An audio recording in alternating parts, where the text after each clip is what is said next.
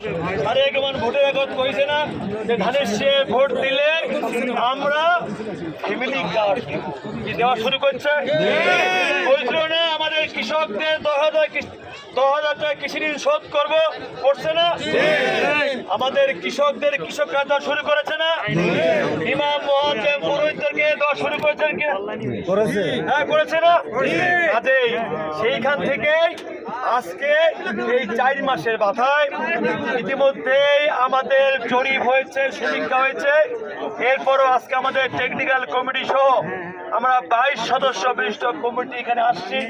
সারাদিন ধরে তিস্তার পারে ঘোরাঘুরি করেছি এবং সমীক্ষা যাচাই বাছাই সবে হচ্ছে কি করা উচিত, কিরকম এইখানে মহাপরিকল্পনা করলে এই তিস্তার পারে মানুষের দীর্ঘদিনের দুঃখ দুর্দশা বন্যা কবলিত থেকে রক্ষা পাওয়া যাবে। ওই যে বললাম কথায় বিশ্বাস করে কাজে বিশ্বাস করে, সেই পরিকল্পনা বাস্তবায়নের জন্যই আর যেন তিস্তার পাড় না ভাঙে, আর শুকনো মৌসুমে যেন তিস্তায় পানি থাকে এবং সেই পানি যেন আমরা এখানে শেষ করতে পারি, আমরা চাষাবাদ করতে পারি এবং পানি সংরক্ষণ করতে পারি।